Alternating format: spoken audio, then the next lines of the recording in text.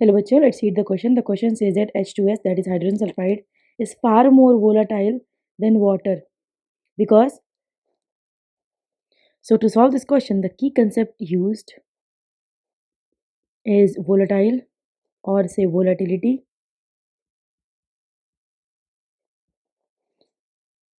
अब वोलाटिलिटी क्या होता है कि लिक्विड से गैसियस फॉर्म में चेंज होना, यानी इवोपरेट हो जाना, उड़ जाना, इवोपरेट होके। तो हमसे बोला है कि H2S ज़्यादा वोलेटाइल है देन वाटर।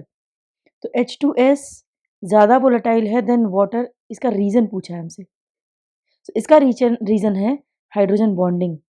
की कंसेप्ट में हाइड्रोजन बॉन्डिंग भी लगेगा। हाइड्रोजन बॉन्डिंग, अब क्या होता है कि वाटर में होता है ऑक्सीजन।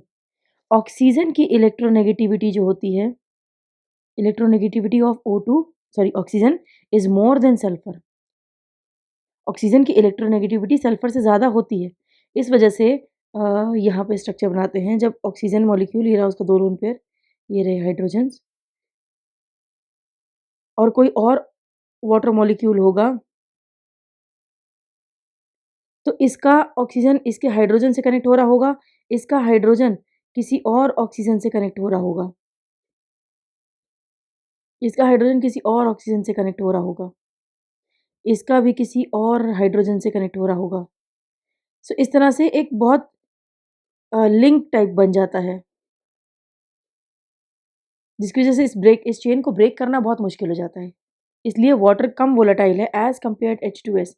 H2S की इलेक्ट्रोनेगेटिविटी कम है तो हाइड्रोजन बॉन्डिंग होगी नहीं, क्योंकि हाइड्रोजन बॉन्डिंग केवल 3 एलिमेंट्स के बीच में होती है, atoms form, that is fluorine, oxygen, nitrogen.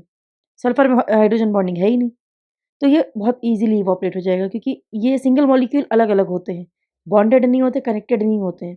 तो एक H2S मॉलिक्यूल अलग होगा, तो उसके पास जितनी जब ही एनर्जी आ जाएगी लिक्विड से गैसियस फॉर्म में कन्वर्ट होने की, वो तुरंत इवोपरेट कर जाएगा।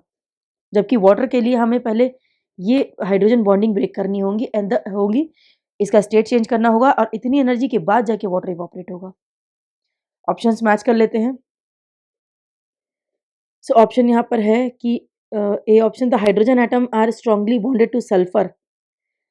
हाइड्रोजन एटम बॉन्डेड होता है बट स्ट्रांगली का ऐसा कोई सीन नहीं है। H2S forms intramolecular hydrogen bond, H2S नहीं फॉर्म करता है, गलत ऑप्शन हो गया।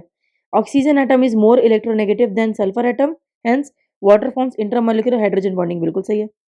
H2S forms intramolecular hydrogen bond, गलत है।